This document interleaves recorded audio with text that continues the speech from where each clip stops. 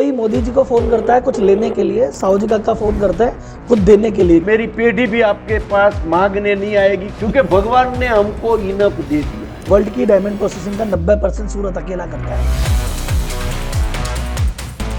ये diamond business बहुत simple है और बहुत इजी है, कोई भी कर सकता है। एम्प्लॉय को भी प्रॉफिट देना है, ये विचार कब आया और कैसे प्लान किया? एक टाइम आया कि सैलरी से वो मोटिवेट नहीं होता है। अभी तक कुछ कितनी कार कितने घर? 4000 लोगों को कार या घर या तो गहने के लिए पैसा दे चुके हैं। 12,000 एम्प्लॉय हैं आपके, उनका लंच भी यही होता है। जो अन कंपनी का खाता है वो कंपनी का बुरा कर ही नहीं सकता। सर एक आपका स्टेटमेंट है कि देने से मिलता है, पर आदमी देने से पहले थोड़ा डरता है। अपनी हैसियत से ज्यादा दो, अपनी हैसियत से ज्यादा मिले। जो जॉब करते रहते हैं उनके मन में आती है हमारा बिजनेस करें, सोचते हैं बट कर नहीं पाते। यूथ कहता है कि यार मुझे अच्छा कॉलेज नहीं मिला, मैं अच्छे स्कूल में नहीं पढ़ा, मेरे पास एक डिग्री नहीं है तो मैं कुछ नहीं कर पाऊंगा। ऐसे यूथ को आपका क्या मैसेज है? इंडिया में जितने भी लोग पैसे वाले हैं उसमें मेजोरिटी लोग गुजराती हैं। गुजराती बिजनेसमैन की क्या काबिलियत है कि गुजराती इतना आगे बढ़ जाते हैं?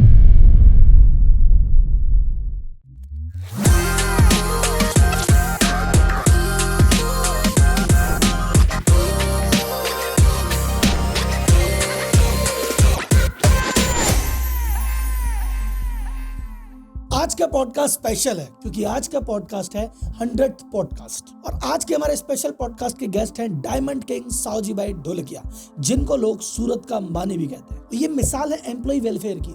12 साल की उम्र में 12 रुपए लेके सूरत आए थे और आज इनके पास 12,000 एम्प्लॉय हैं। 4,000 एम्प्लॉय को आज तक घर, गाड़ी, ज्वेलरी बांट चुके हैं। हर साल इनके माता पिता और सास ससुर को तीर्थ यात्रा करवाते हैं। ये मिसाल है फैमिली बिजनेस की, जहाँ 2 भाई लंबे समय तक बिजनेस नहीं कर पाते, आपस में बंटवारा कर लेते हैं। 50 साल से 4 भाई साथ में व्यापार कर रहे हैं। सेकंड पीढ़ी आ चुकी है, थर्ड पीढ़ी आने को तैयार है, पर पूरा परिवार आज भी एक है। एक घर में 64 लोग रहते हैं। ये मिसाल है सोशल सर्विस की। 175 से ज्यादा सरोवर का पुनरुद्धार कर चुके हैं, 40 लाख से ज्यादा पेड़ लगा चुके हैं और हमने इन सभी चीजों के बारे में पॉडकास्ट में डिटेल में बात की है। ये सूरत का डायमंड बिजनेस कैसे काम करता है, सोर्सिंग से लेके एक्सपोर्ट तक पूरा बिजनेस कैसे चलता है, सूरत डायमंड कैपिटल कैसे बन गया, प्योर डायमंड इतने सालों से चला रहा है, लैब ग्रोन डायमंड आ गया तो प्योर डायमंड का क्या होगा, ये जो एम्प्लॉय के लिए इतना खर्चा करते हैं क्यों करते हैं, उसके पीछे इनकी मानसिकता क्या है, ये फैमिली बिजनेस 50 साल से इकट्ठा करके चला रहे हैं, उसके पीछे इनके सूत्र क्या है, इनके लिए सक्सेस का मीनिंग क्या है, इतनी समाज सेवा क्यों कर रहे हैं, इनका मोदी जी से क्या क्लोज रिलेशन है। तो अगर आप डायमंड बिजनेस को समझना चाहते हो, सूरत को समझना चाहते हो, team management, family management, social service को समझना चाहते हो, तो ये पॉडकास्ट सिर्फ आपके लिए। एक व्यक्ति जो खुद अपने आप में हीरा है, कोहिनूर है, उसका जीवन कैसे चालू हुआ, कैसे यहाँ तक पहुंचा और उससे क्या सीख सकते हैं, हमारे जीवन को कैसे आगे बढ़ा सकते हैं, उसके लिए पॉडकास्ट जरूर देखना। मेरा खुद का पर्सनल फेवरेट पॉडकास्ट है। 12 साल की उम्र में 12 रुपए लेके आप सूरत आ गए थे। मेरा सवाल है, सूरत जब आप आए थे तो आने का डिसीजन क्यों लिया था, क्यों आना है सूरत? सूरत से पहले वहाँ क्या लाइफ थी? ये मेरा फादर का सपना था, फादर का ये आइडिया था, गांव में नहीं रहने का, कुछ भी करके सूरत जाओ या तो दूसरी जगह पे पढ़ने जाओ, लेकिन गांव छोड़ दो, यही लक्ष्य था। हमारे पास तो कोई ऑप्शन ही नहीं था और फादर बहुत जिद्दी था और वो जो उसने बोल दिया सो बोल दिया। आज मेरा भी वही स्वभाव है, नक्की कर लिया सो कर लिया, बाय बर्थ आया हुआ है। तो फादर तो तब से भी 50 साल पहले भी फादर, आज ये साल में मेरा 2027 में सूरत में आया हुआ 50 साल होगा, तो फादर का 50 साल पहले का ये विजन था कि गांव में नहीं रहने का। गांव में नहीं रहना। गांव में अच्छी खासी पोजीशन हमारी थी, गरीबी नहीं थी, गांव के हिसाब से मुखिया था गांव के। हाँ। लेकिन गांव, फादर का विजन था गांव में रहने का नहीं, गांव में नहीं रहने का, सूरत जाने का। सूरत आना मेरी मजबूरी थी, जरूरियात थी, फादर का फोर्स था, जो भी समझो। तो सर जो उस 50 साल पहले सूरत आए, तो आज तो सूरत काफी बदला सा है, उस समय सूरत कैसा था और आपकी पहली कमाई क्या थी, पहला काम क्या किया आपने? सूरत में तो अभी तो सूरत में इससे 10% सूरत नहीं था, आज है इसका 10% नहीं था। और कमाई की बात करें तो मैं पहले 1977 में मेरा 179 रुपीज़ की पूरा मंथ की सैलरी थी। 140 रुपया तब खाना पीना और रहने के लिए लगा था, 39 रुपया पूरी मंथ का बचा था। 39 रुपया बचा था, मतलब तभी के हिसाब से तो पूरी कमाई की बहुत बड़ी पूंजी इकट्ठी की थी। 2 पैसा और 3 पैसा मिल के 5 पैसा होता था। 5 पैसा माँ देती थी मेरे को और मेरा भाई छोटा है तुलसी भाई को 2 पैसे की क्वालिटी खाने की, एक को 3 पैसे की खाने की। दूसरे दिन जिसने आज 2 पैसे की खाई उसको 3 पैसे की खानी और उसको 2 पैसे की खानी। ये हमारा बजट था। 5 पैसे पॉकेट मनी जब भी माँ देती थी और 39 रुपया बचाया तो कितना बड़ा इनकम किया। सुपर वेल्दी हो गए। आज जो आनंद है तभी भी वही आनंद था, मैं फील कर सकता हूँ।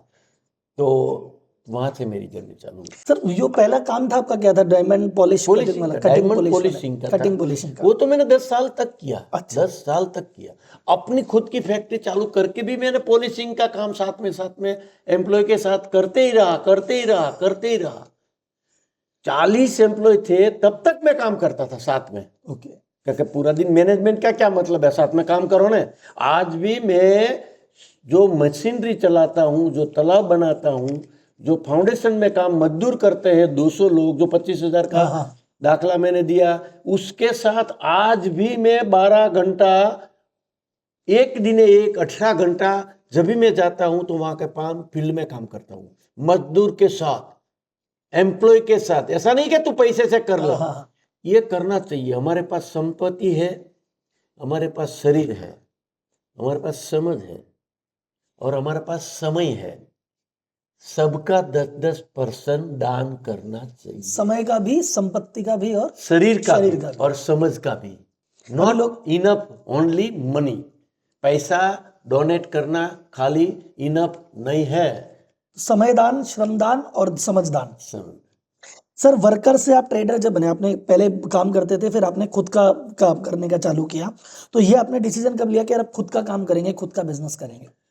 नहीं, मदर का ये सपना था तो बेटा बिजनेसमैन दूसरा है ऐसा नहीं बन सकता है। लोग कितना बड़े लोग काम करते हैं, पैसा कमाते हैं, बिजनेस करते हैं।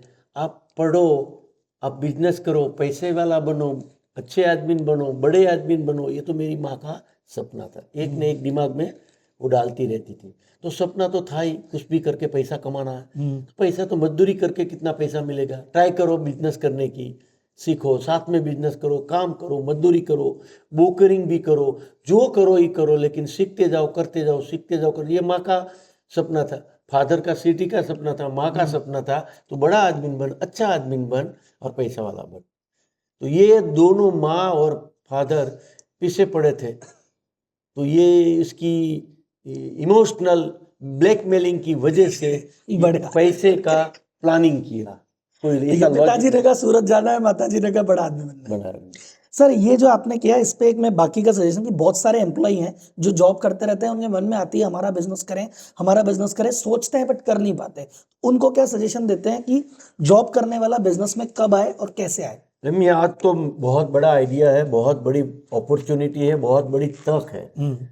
आप ऐसा काम करो, जहां भी काम करता है वहां ऐसा काम करो कि आपका बाप का है। मजदूरी नहीं है, एम्प्लॉय नहीं है, मेरे बाप का है। और बॉस ऐसा समझेगा कि अब बेटे की तरह है। अपने आप बिजनेसमैन बन जाएंगे, क्योंकि अच्छे आदमी की सबको जरूरत है। आपको तुरंत ही 2%, 3% कुछ करना नहीं पड़ेगा। सब लोग अच्छे आदमी को ढूंढ रहे हैं, पार्टनरशिप दे देगा, शेयरिंग कर लेगा। आप पार्टनर बन जाएंगे, मालिक बन जाएंगे। मालिक की तरह काम करो, मजदूरी की तरह काम नहीं करो। मालिक की तरह करेंगे तो मालिक कब बन जाएंगे आपको खुद को पता नहीं चलेगा। Amazing sir, super lesson. Sir business model में जब आपने बिजनेस खुद का स्टार्ट किया तो उस समय से पूंजी कितनी थी आपका, शुरुआती पूंजी, और पहला काम क्या किया आपने? पहला तो पूंजी तो मेरी कुछ नहीं थी, लेकिन फादर ने मेरे को किसी के साथ गांव में से 3,900 रुपये भेजे थे।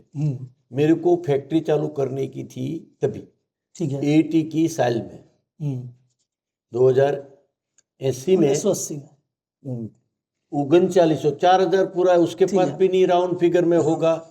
तो 3900 रुपया दिया था। वहां से मेरी जर्नी चालू किया। मेरा गांव का ही ये है। आज मेरा व्यवसाय भी है, प्रागजी भाई करके है, मालविया।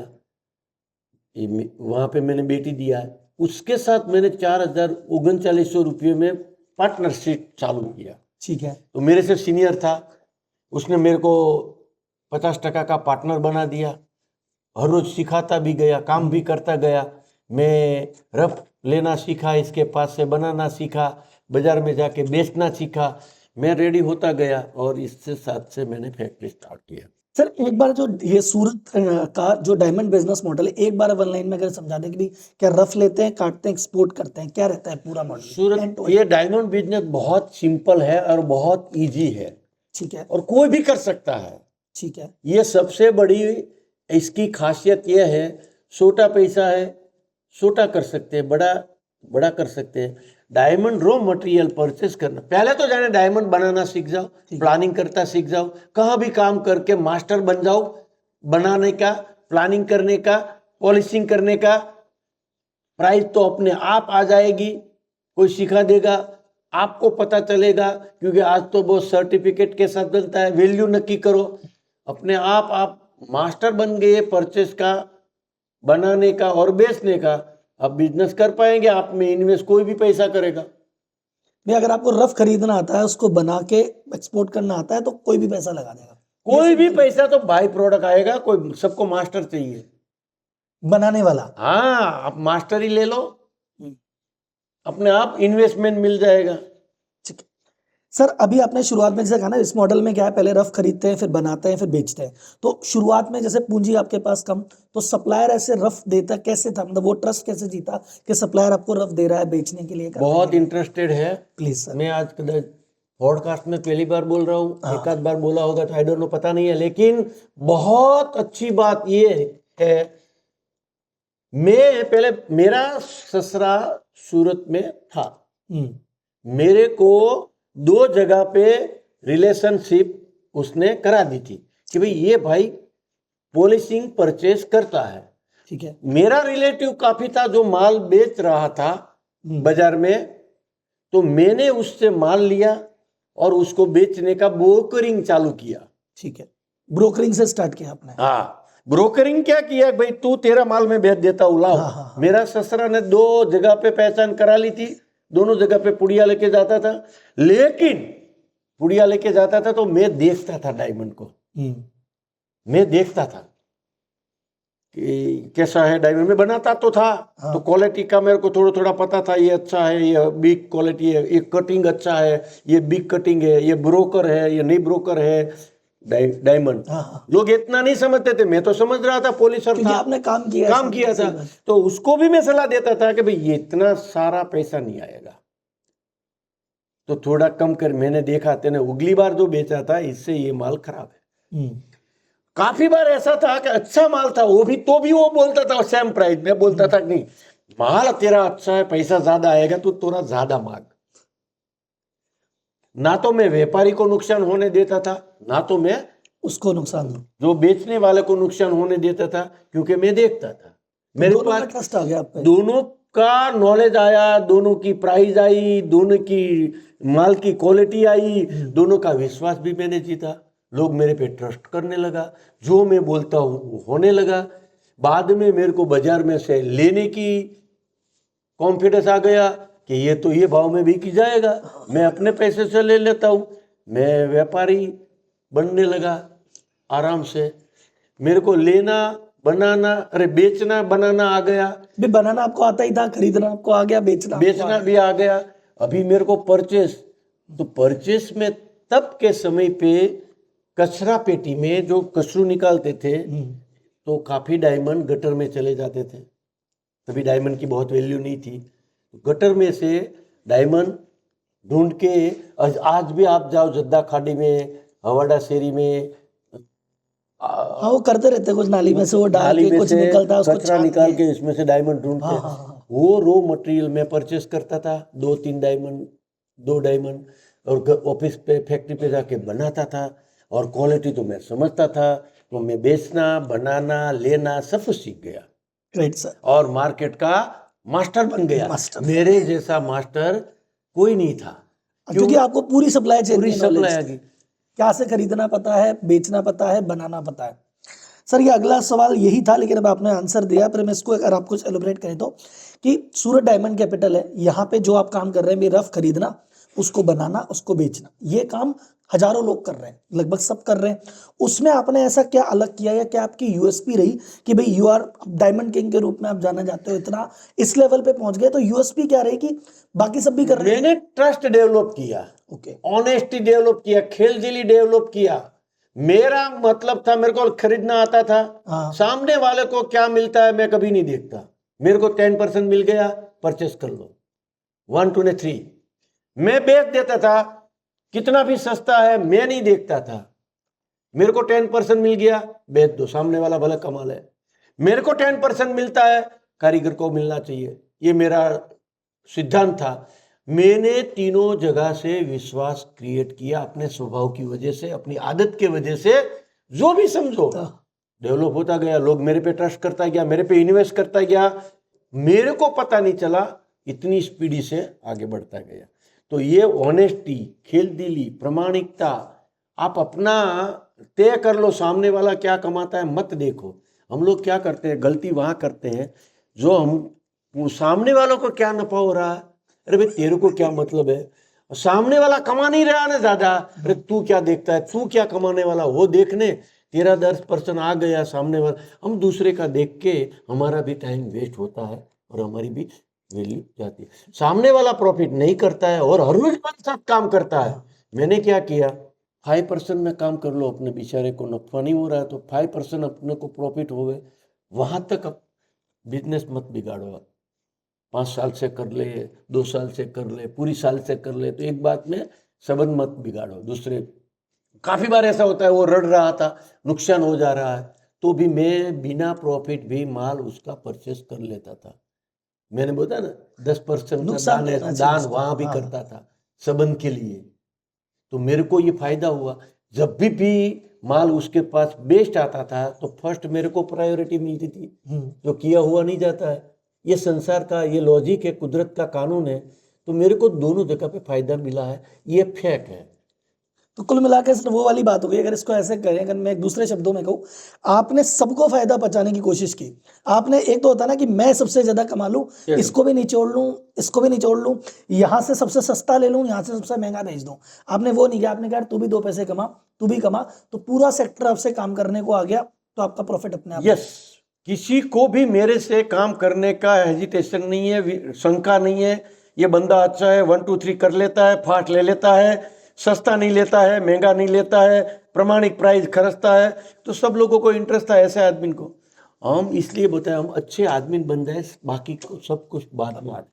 तो सर कुल मिला के अगर मैं बोलूँ आपके डायमंड किंग बनने की एक लाइन तो कि सर्वे भवन्तु सुखिनः, कि सबको सुख रखा, पूरी सप्लाई चेन में, एग्जैक्टली, सब कमाओ, ये मुझे कोई टेंशन नहीं। बिल्कुल नहीं है। हम लोग बात करते हैं, श्लोक सुनते हैं, हाँ। लेकिन आ जाते हैं तो सबका संतु भवंतु भूल जाते हैं, हमारा भवंतु कर देते हैं। हमारा भवन्तु। सर ये वाला बिजनेस वाला पार्ट हुआ, अब आपका जो एम्प्लॉय वाला पार्ट है, इस पे सबने बहुत डिस्कशन किया, मैं थोड़ा एक इसको अलग एंगल से डिस्कशन करते हैं। जैसे बिजनेस में केस स्टडी हम करते हैं, कस्टमर सेटिस्फेक्शन की केस स्टडी बहुत होती है, सब कर रखे हैं, पर एम्प्लॉय सेटिस्फेक्शन की जो आपकी केस स्टडी है वो एकदम पूरे इंडिया में सबसे अलग है। तो सबसे पहले आपके दिमाग में सर ये विचार, यहाँ पे बायर को सब प्रॉफिट देना है, समझ में आ गया, सप्लायर को देना है, समझ में आ गया, यहाँ एम्प्लॉय को भी प्रॉफिट देना है, ये विचार कब आया और कैसे प्लान किया? आपने बोला ना कि केस स्टडी होता है, हाँ। केस स्टडी होता है, कोई दूसरा स्टडी नहीं होता है। मैं बोलता हूं अपने एम्प्लॉय की स्टडी करो, हाँ, अपने आदमी की स्टडी करो। आदमी किस हिसाब से खुश रहे, कितना भी पैसा दो वो खुश नहीं रहेगा, अगले दिन वो भूखा न भूखा रहेगा। ये मानसिकता मैंने जान ली। आदमी कैसे खुश होता है, सरप्राइज मिलता है, अनएक्सपेक्टेड मिलता है तो खुश होता है। पैसा तो हमने बहुत, सैलरी बढ़ा दी बढ़ा दी बढ़ा दी बढ़ा दी, एक टाइम आया कि सैलरी से वो मोटिवेट नहीं होता है, खुश भी नहीं होता है। पैसा आया, खर्च कर दिया, दूसरे दिन वही ना वही हालत। और कौन अच्छा काम कर रहा है, तो काम कैसे निकालना, तो पूरी टेक्नोलॉजी को हमने काम पे लगाई और एक एक आदमी का स्टडी किया कि पूरी साल तक किसने क्वालिटी काम किया, किस में से हम ज्यादा कमाया। तो हमारे पास स्टडी आ गया, 500 लोगों का स्टडी आया कि बेस्ट में से बेस्ट ये 500 लोग हैं। आप इतनो इसको 50,000 पगार के लाख दो तो भी आपको ये महंगा नहीं पड़ेगा। तो लाख देंगे तो अगले साल पासा 1.5 लाख होगा, तो उसका क्या करें, तो उसको क्या है, उसकी क्या खुश होने की वजह क्या होती है? तो हर लोगों को एक ही शौक होता है, सबसे पहले गाड़ी, गाड़ी। बाद में कर, बाद में लाड़ी। हाँ लाड़ी नहीं आए तो चलेगा, लेकिन गाड़ी होना चाहिए। पहले गाड़ी, घर भी नहीं लेगा। हाँ तो मेरा भी शौक था गाड़ी का लेने का और देने का। तो मैंने सोचा कि ये पैसे की जो बेनिफिट हमको मिला, इसमें से 10% हम उसको गाड़ी के लिए पैसा दे दें। और गाड़ी से जो मोटिवेशन मिला, जो चमत्कार मिला, जो लोग आज मेरे पूरी दुनिया में जानते हैं, पैसे से नहीं, गाड़ी देने की वजह से। और जो एम्प्लॉय ने काम किया, मैंने 95 में 3 कार दिया था, ये 500 कार दिया तभी हाईलाइट हुआ। हाँ तो काफी समय से दे रहे थे, 3 मैं तो दे रहा था। 12 जो 95 में 3 कार दिया था, वो लोगों ने पूरी लाइफ आज तक मेरे साथ है। 35 साल 32 साल मेरे साथ है। 35 साल का आदमी 35 साल दे दे, 32 साल का आदमी 32 साल दे दे, और 25 साल का आदमी 30 साल दे दे, पूरी लाइफ दे दी। ओके, दे दी पूरी लाइफ, ग्रीन लाइफ दे दी। ओके, पूरा जीवन ही समर्पित कर दिया उसने। जो 52,000 की कार किसी की लाइफ दे सकती है, पूरी लाइफ दे सकता है, तो इससे बड़ा क्या मोटिवेशन हो सकता है? तो मेरे दिमाग में वो आइडिया तो जम गया था। जैसा मैं बढ़ता गया, कार से मोटिवेशन देता गया, और कारीगर दिल दला गए, एम्प्लॉय दिल लगा के, जान लगा के, मिलिट्री की तरह कंपनी के लिए काम, और कंपनी को पता नहीं चला। इसकी वजह से कंपनी का ग्रोथ। मैं आज भी अपने बेटे को भी, बच्चे को भी बोलता हूँ, ये लोगों को मत भूलना, दुनिया सबको भूल जाना, लेकिन इसकी वजह से हम इधर हैं। तेरे को जो मिले नहीं मिले, उसकी कभी उसकी सैलरी में मुंह मत लगाना। तेरे को मिलता है कि नहीं मिलता है, इसकी वजह से पूरी दुनिया में 100 साल की कंपनी को हमने ओवरटेक किया है। वजह एम्प्लॉय की वजह से। सर वो कहानी मुझे नहीं पता, 100 साल की कौन सी कंपनी कब ओवरटेक किया आपने? कुछ डायमंड में, ये डायमंड का चालू हुआ, इसका 100 साल हुआ। ठीक है। 3 पीढ़ी से जो बिजनेस कर रहे हैं, वो सब के सामने हम आज टॉप। अच्छा हाँ, उनसे आगे बढ़ गए। अच्छा, टेक ओवर किया। ठीक है, टेक ओवर मतलब के, हाँ मतलब उनसे आगे बढ़ गए। सही, मुझे लगा वो कुछ अक्वायर कर। अच्छा सर, आपने 491 जो कार दी थी, 500 कारें, उसके पहले भी आपने काफी कारें दी, बाद में भी काफी कारें दी, अभी तक कुछ कितनी कार, कितने घर, ऐसा जो अभी तक 4,000 लोगों को कार या घर या तो गहने के लिए पैसा दे चुके हैं। 4,000 आदमी को, 4,000 लोगों को। तो सर ये जो सिस्टम है, जैसे मैं उसको वैसे साइंटिफिकली समझना चाह रहा हूँ। मैं चाह रहा हूँ कि इस पॉडकास्ट के माध्यम से जो बिजनेसमैन और देख रहे हैं, वो भी मोटिवेट होके अपने नहीं, काफी आज मेरे को फीडबैक मिल रहा है, काफी लोग ने कार देना चालू किया है। मैं ऑन कैमरा कह रहा हूँ, मैं भी देना चालू करूंगा। आपको अभी कह के जा रहा हूँ, आपके चरण स्पर्श करके कह रहा हूँ, मैं भी दूंगा। मैं को सिलेक्शन सिस्टम में समझना चाह रहा हूँ, आप सिलेक्शन या इवोल्यूशन कैसे करते हैं कि इसको देंगे या उससे देंगे, उसका क्या सिस्टम रहता है? कंपनी में किसने ज्यादा मुनाफा कराया, ठीक है, कंपनी का किसने ज्यादा मार्केटिंग किया, कंपनी की वजह से एक एम्प्लॉय का काम 2 एम्प्लॉय का काम अकेला कैसे करता है, वही। हमारे यहाँ तो क्या है कि पर पीस के ऊपर सैलरी थी। अच्छा, ठीक। और क्वालिटी के ऊपर थी, वैल्यू एड के ऊपर थी, काफी सिस्टम थी। आप अपना सिस्टम ढांचा बना लो कि कैसे क्या बना, आपकी जो आप है वो हिसाब से सब कैसे काम करें, तो करेंगे तो पार्टनर बना लो, शेयर होल्डिंग बना लो, मुनाफा में भागीदारी दे दो, अपने आप करेगा। इसमें भी सब नहीं करेगा, इसमें भी बेस्ट किसने किया उसको बोनस कार दो, ठीक, अपने आप चला जाएगा। तो ये इसमें आप मतलब प्रॉफिट का कुछ परसेंटेज डिसाइड रहता है कि इसके परसेंटेज देते हैं, आपने कंपनी को कितना वैल्यू ऐड कराया। ठीक है, मेरा मुनाफा में 5,000 लोग में से किस 500 लोग का ज्यादा मेहनत है, कॉन्ट्रीब्यूशन है, तो सैलरी तो सबको सेम दिया हुआ है, ठीक है, फिर भी उसने प्रॉफिट ज्यादा दिया है, तो उसको न्याय करो, ठीक है, और समझाओ, और वो 500 की तरह सब बन जाएगा। वो क्वांटिफाई करो कि देखो इसने इतना रुपया लिया था, इसने इतना काम करके दिया, ये इसने मुझे 50 लाख कमा के दिए, मैं इसको 5 लाख की गाड़ी दे रहा हूँ, ये वो सारी चीजें।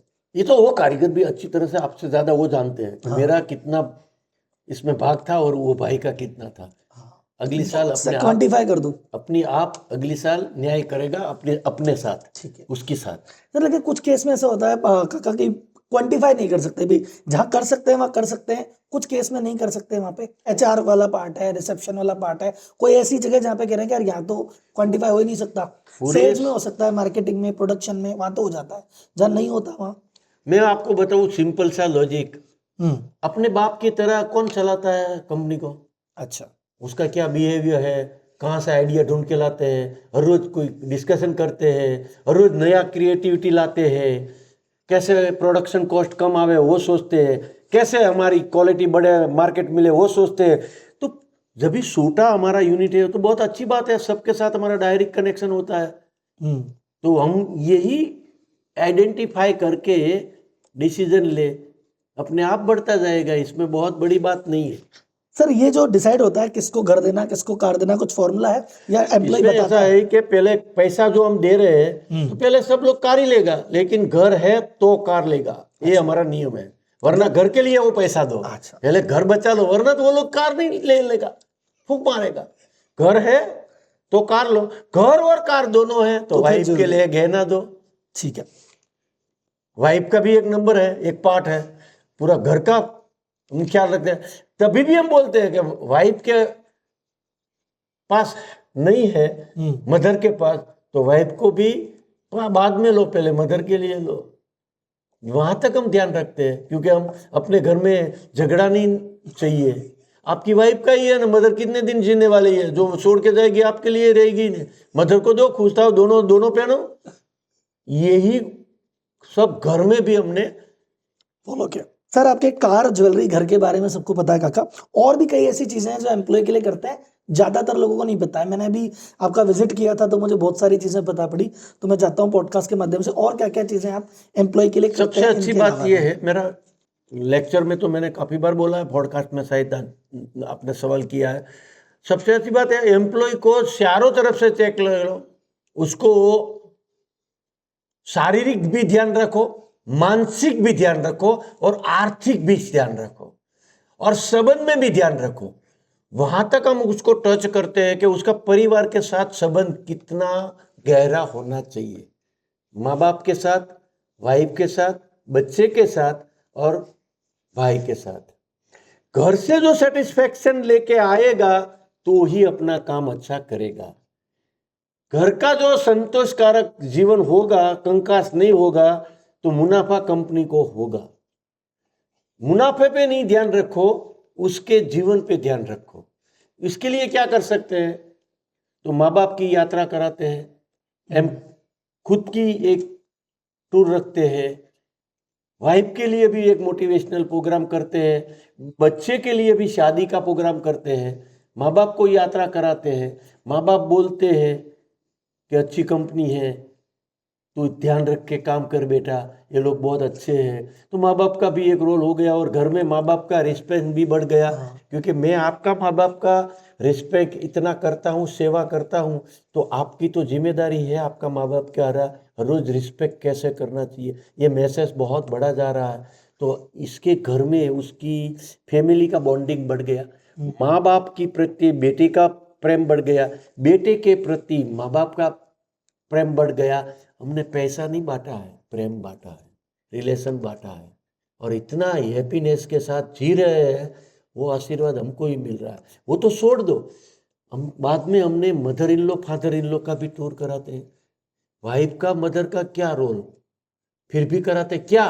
वाइफ खुश होगी तो पूरा घर खुश होगा, एम्प्लॉय खुश होगा और काम पे आएगा।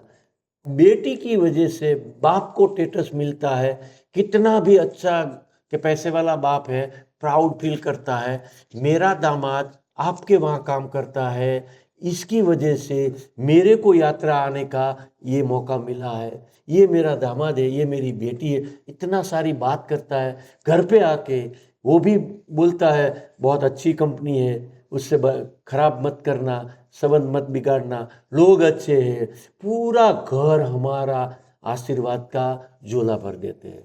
ये थिंकिंग किसी बिजनेस के पास नहीं है।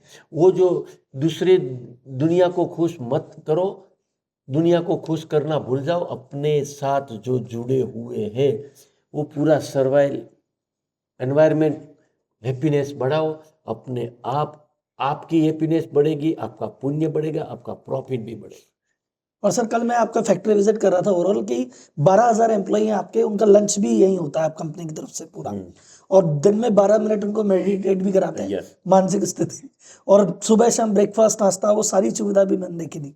नहीं, वो ब्रेकफास्ट जिम तो भी है। सुबह करके आता है, लेकिन कैंटीन है, हाँ हाँ। घर से नहीं आया है तो कैंटीन में जाके खा लेता है। लेकिन एक खाने का सबसे जैसा इम्पोर्टेंट ये है ना, ऐसा ही है, काफ़ी बजट उसका बचता है, काफ़ी कॉस्ट डाउन आती है, काफ़ी समय भी बचता है। और इससे आगे की फिलोसॉफी है, जो अन्न कंपनी का खाता है वो कंपनी का बुरा कर ही नहीं सकता, बुरा सोच भी नहीं सकता।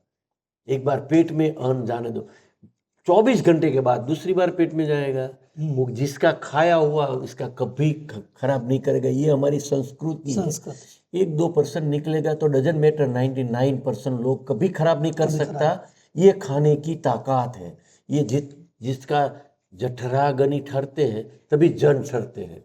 ये भी एक साइंस भी है, एक बिजनेस पर्पस भी है, एक पुण्य कमाने का है। ये कोई देखते नहीं है, लेकिन उसका पुण्य इतने 12,000 लोग का आशीर्वाद मिलता है। सर जठराग्नि वाला क्या कह रहे थे पॉइंट? जठराग्नि होती है पेट में, हाँ। वो ठहर जाती है खाना खाने के बाद। अच्छा। तभी जन ठहरता है। अच्छा, जन ठहरता है। अच्छा, रिटेन होता है, ठहरता मतलब वो हैप्पी होता है। हैप्पी होता है। जब पेट में शांति हो जाती है, जठराग्नि पेट में होती है, पेट में शांति हो गई, माइंड में अपने आप शांति होगी, दोनों शांति होगी, काम अपने आप होगा। सर एक तरफ यहाँ पे अभी आजकल अपन रोज अखबारों में यही न्यूज पढ़ रहे हैं कि कंपनी एम्प्लॉय कॉस्ट कम कर दी है। इधर एआई का एक टूल आया, 10,000 आदमी हटाओ, दूसरा टूल आया 20,000 आदमी हटाओ, और वो कंपनियां जो बिलियंस में प्रॉफिट कमा रही है वो भी कर रही है। एक तरफ आप ये सारे खर्चे करते हैं तो इससे कंपनी का प्रॉफिट कम नहीं होता? नहीं, बाय प्रोडक्ट है कंपनी का प्रॉफिट, परमानेंट आप कभी नहीं देखना। कंपनी का प्रॉफिट बाय प्रोडक्ट है। आप आदमी के पे ही फोकस रखो, और एआई कितना भी आवे, आदमी तो चाहिए ना चाहिए। अच्छा, एआई आ गया तो आदमी दूसरा रास्ता ढूंढेगा, इसकी चिंता मत करो। सभी मशीन कर लेगा तो आदमी दूसरा रास्ता ढूंढेगा। आदमी की कीमत कभी वीक नहीं होने वाली, और हमारी कीमत कितनी होनी चाहिए वो हमारे हाथ पे है। हमारी कीमत सामने वाला कैसे नक्की कर सकता है? हम इतना तो कर सकते हैं ना। आज बहुत बड़ी, जितनी ज़्यादा टेक्नोलॉजी आएगा इतनी ज़्यादा अपॉर्चुनिटी बढ़ेगी। आज आप एआई आया है तो आज देखते नहीं है, पूरा भारत में 40-50 किलोमीटर का नितिन गडकरी रोड बनाते हैं हर रोज। पहले हमारा पूरा साल में नहीं बनता था, इतना हर रोज बनता है माय फ्रेंड। दुनिया कहाँ इतनी स्पीडे से जा रही है। मतलब आदमी की तो जरूरत पड़ेगी, और हमारा पोजीशन हम कैसे टिकावे। हर रोज नया सीखो, हर रोज नया लाओ, हर रोज मेहनत बढ़ाओ, या कुछ नया करो, पढ़ो, स्टडी करो, दुनिया फरो, देखो, मेहनत करो, आपका कोई नहीं ले जा सकता। सर एक और चीज, कंपटीशन की तरफ से आपको पुशबैक नहीं है कि भाई आपको बाकी लोग आपके कंपटीशन के, सर आप एम्प्लॉय को इतना कुछ देते हो, फिर हमारे एम्प्लॉय कहते हैं हमको भी देना पड़ेगा, ऐसा कुछ पुशबैक नहीं? वो स्टार्टिंग में आप करते हो तो हमको भी करना पड़ेगा, या आप बिगाड़ रहे हो एम्प्लॉय को? ये सब कुछ स्टार्टिंग में था, लेकिन अभी तो लोग गांडा समझने लगा है, और अभी तो फॉलो भी करने लगे। पहले पागल समझ रहे थे, अभी फॉलो करने लगे, डाया हो गए। अभी इसकी कोई नहीं है। अच्छा करो, बेस्ट करो। दुनिया जब अच्छा करते हैं तभी विरोध होगा ही, सच्चा करते हैं तभी भी विरोध होगा ही, बस ये एक्सेप्ट होगा। फिर धीरे धीरे अब सब कॉपी करने लगे, एक्सेप्ट करने लगे, नए तरीके से देने लगे, अपनी सिस्टम बनाने लगे। लेकिन एक बात जरूर मैं कह सकता हूं कि ये सिस्टम की वजह से पूरा ट्रेड का लेवल हमने बढ़ाया। हाँ। क्या बोलते हैं, लाइफ स्टैंडर्ड किया है। हाँ। और सबको करना पड़ा है, तो अल्टीमेटली सबकी रॉयल्टी हमको मिल रही है। वो जो पुण्य का कॉन्सेप्ट शुरू में बात कर रहे थे, ये अपने को भी मिल रहा है। सर एक होता है ना, जैसे मैनेजमेंट में कैरेट एंड स्टिक की भी, एक गाजर दे के लालच से भी काम कराते हैं, कभी डंडा भी रखते हैं। तो आपका ये कैरेट वाला ही है, या फिर कोई काम नहीं करता तो उस पर एक्शन भी लेते हैं, या पॉजिटिव? नहीं, हमारा सिस्टम है, सामने वाला ही एक्सेप्ट कर लेता है कि मैं थोड़ा कमजोर हूं, मार्केट में जाके 2 साल बाजार में काम करके मजबूत हो जाता हूं, बाद में मैं आऊंगा। अच्छा, खुद ही जाता है? हाँ, हम लोग किसी को पनिशमेंट नहीं देते। हमारा क्राइटेरिया समझा देता है कि तू इसमें टिकेगा तो इसमें तू काम कर सकता है। और हम मजबूरी से तो कभी काम नहीं करते हैं, पहले आदमी को मजबूत बनाते हैं। मजबूती से काम करो, मजबूरी से नहीं। काम। ग्रेट। और मजबूरी से मजबूर जैसा काम होता है, मजबूती से मजबूत काम होता है। तो एक एक आदमी दिल से करता है, एक सोल्जर की तरह करता है, एक फौजी की तरह करता है। और सर ये बात का मतलब मैं खुद गवाह हूं। मैं जो कल आपकी फैक्ट्री विजिट कर रहा था, हर आदमी एकदम तन्मयता से डूब के काम कर रहा है। उसको वो होता है ना कि जैसे एक वो घोड़े के आगे लग जाता है कि उसको आसपास कुछ नहीं दिखता, सिर्फ काम दिखता। तो वहाँ हर आदमी मजबूती काम कर रहा है। एग्री। और किसी के चेहरे पे ऐसा नहीं थे कि वो मजबूरी से परेशान होके, खुश होके, स्माइलिंग होके, फोकस करके काम कर रहा है। कोई भी वो होता है ना कि थोड़ा सा मौका मिल जाए तो काम चोरी कर ले, ऐसा किसी का माइंडसेट नहीं। इसलिए सब तो मैं जानते बोलता हूँ हम डायमंड नहीं बनाते हैं, आदमी आदमी बनाते हैं। बनाते हैं। डायमंड बाय प्रोडक्ट बनते हैं। सर ये आपका एम्प्लॉय वाला पार्ट मैंने कवर किया। एक और चीज़ है जो आपकी केस स्टडी पूरे इंडिया में जो लोग करते हैं, वो ये है कि sir normally business, family business में देखते हैं कि अकेला आदमी तो कर लेता है, सेकंड जनरेशन आती है तो बिखर जाता है। कई बार 4 भाई होते हैं तो बिखर जाता है। आपके केस में तो 2 भाई बिखर जाते हैं, यहाँ 4 भाई 50 साल से काम कर रहे हैं, अभी सेकंड जनरेशन भी आ चुका है, फिर भी कोई स्प्लिट नहीं है, सब कुछ बराबरी से चल रहा है। इसका राज क्या है, सीक्रेट क्या है? और बाकी जो लोग ये टूटते हैं नजर, इनको आपका सजेशन क्या है?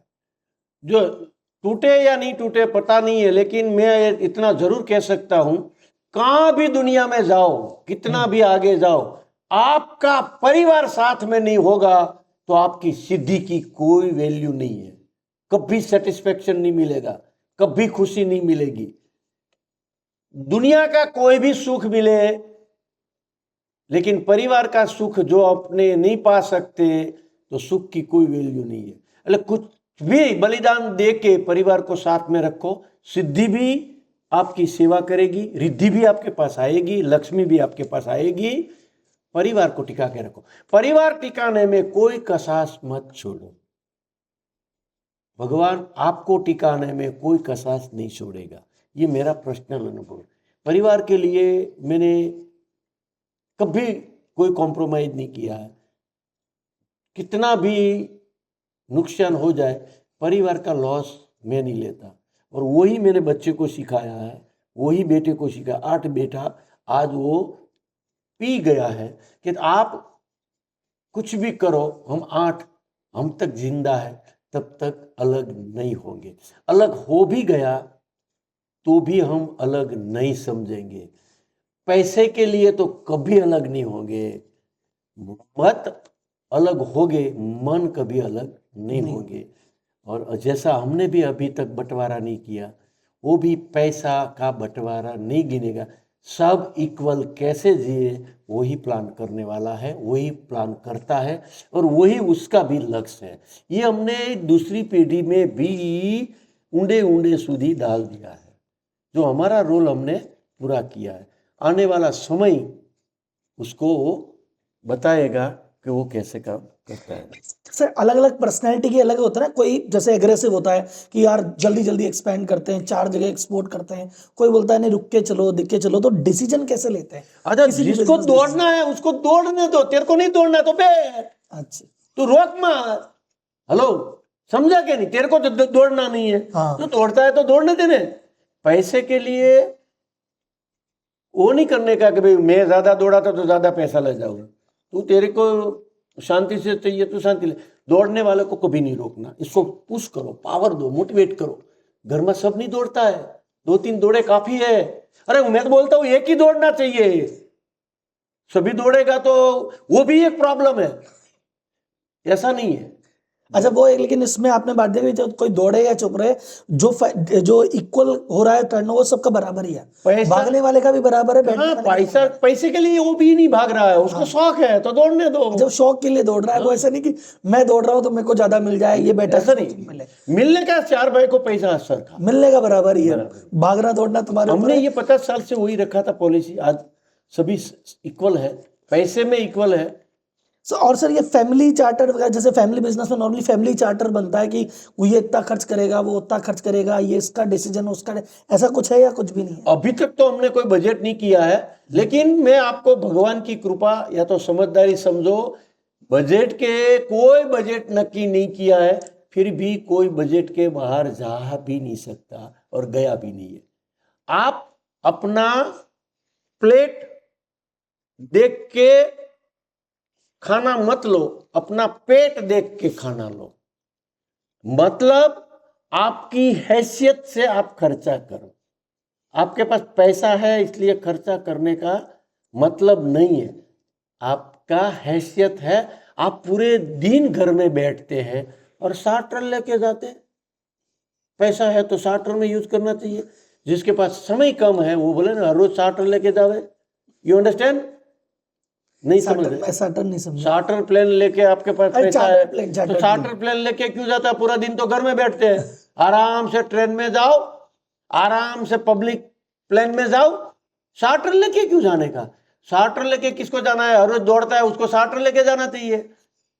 पैसा अपने पास है उसके हिसाब से खर्चा मत करो, आपकी हैसियत के हिसाब से खर्चा करो। जरूरत के हिसाब से काम करो, हैसियत के हिसाब से। पेट के हिसाब से खाना खाओ, प्लेट के हिसाब से नहीं खाओ। क्योंकि 2000 की प्लेट है, पेट भर लो, 2 गुना भर लो तो गटर हो जाएगी। शादी में गए 100 आइटम है, सारे खाने हैं, ऐसा नहीं। वही करते हैं जितना लोग। भूख है उतना ही करना है। सर, इंडियन बिजनेस में आपको क्या लगता है कि फर्स्ट जनरेशन सेकंड जनरेशन को जब बिजनेस ट्रांसफर करती है तो क्या क्या गलती करती है जो नहीं करनी चाहिए, और सही तरीका क्या है अपनी विरासत ट्रांसफर करने का? मेरे हिसाब से तो गलती वहां पे बिजनेसमैन करता है, हैसियत के हिसाब से पोस्ट देने का है। बेटा है इसलिए पोस्ट नहीं देने का है, पैसा दे देने का।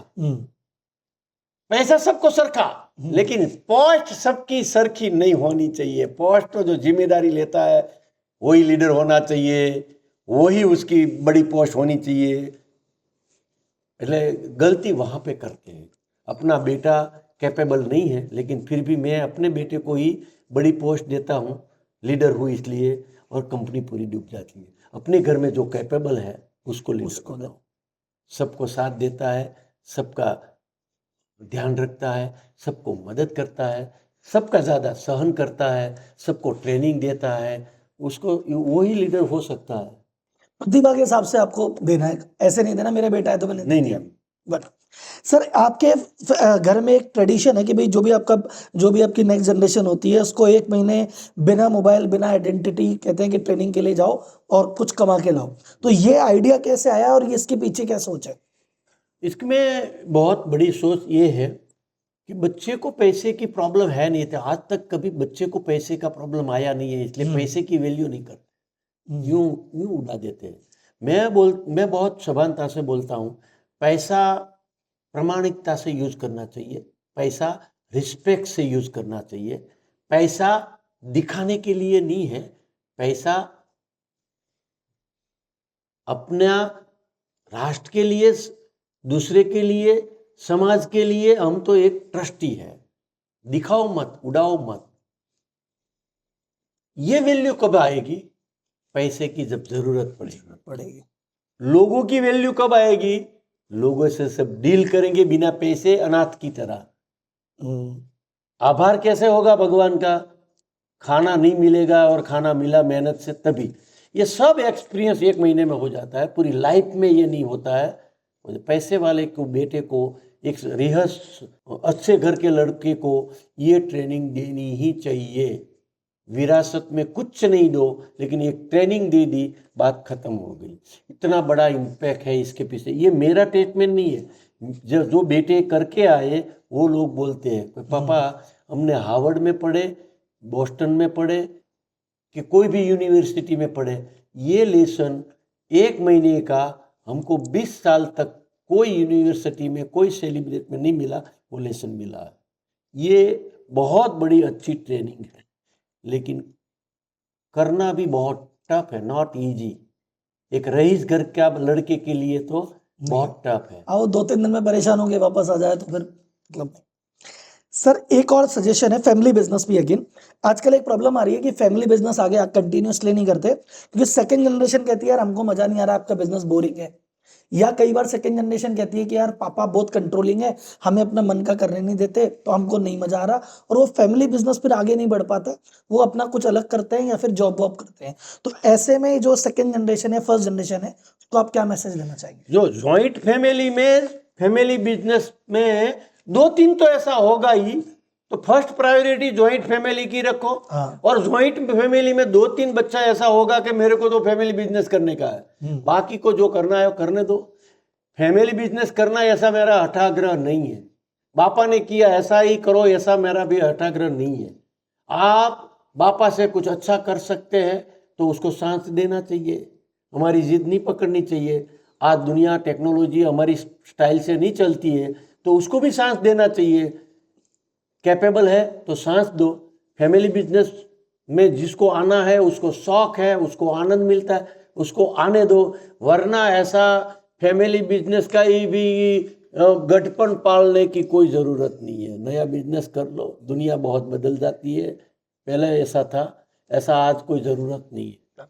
सर अभी आपके बिजनेस में डिसीजन आपकी जनरेशन ले लिया, सेकंड जनरेशन को पास ऑन हो गया सब? अनुभव के हिसाब से सब decision second generation first generation मिलके लेता है, लेकिन अनुभव के हिसाब से कोई डिसीजन में वो हमको लगता है तो हम इंटरफियर करते हैं कि भाई इसमें मेरा अनुभव अलग है और इसको सेटिस्फाई हो जाए तो चेंज कराते हैं।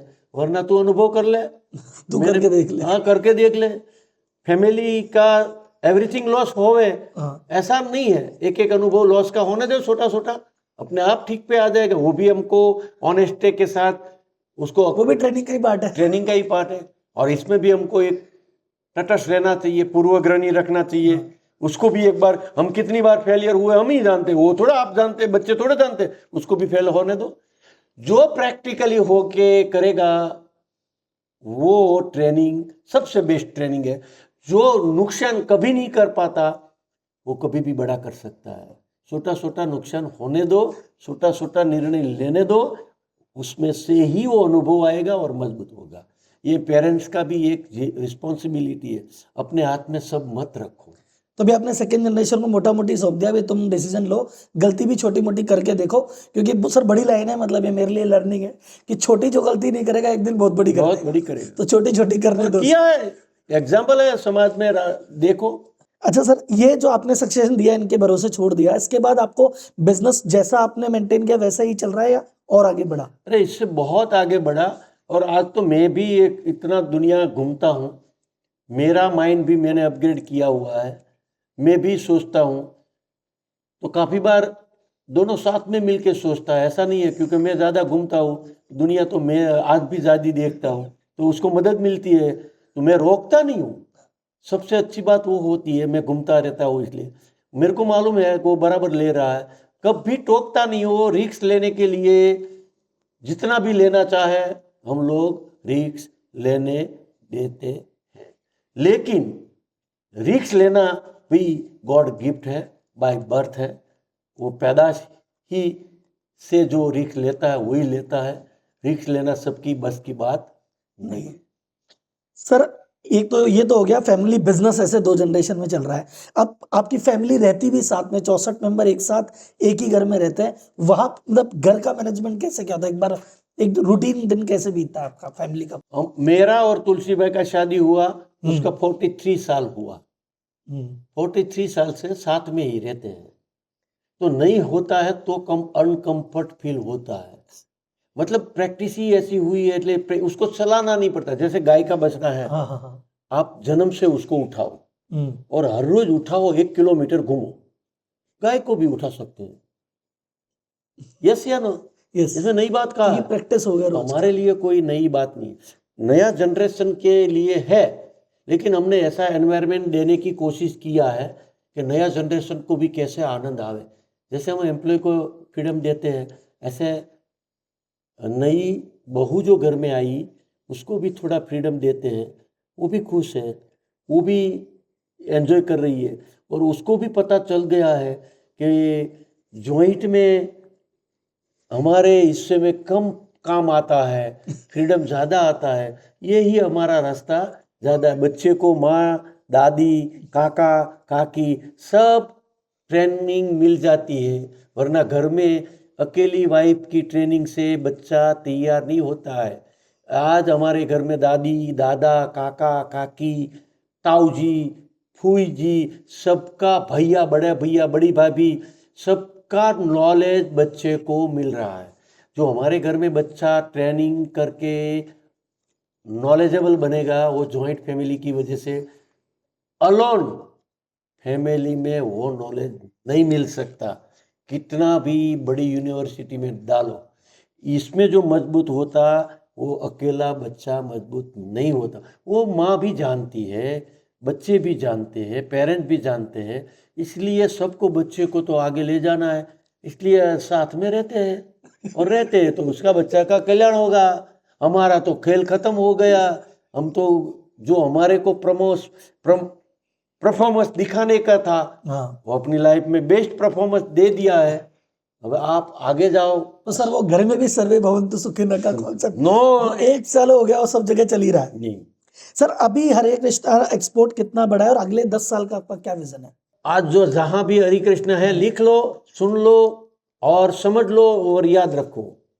याद रखो, आज जो है इसका 10 साल में 10 टाइम होने वाला है, क्योंकि आज का समय, आज की परिस्थिति, आज का भविष्य यही स्पीड पे जाने वाला है।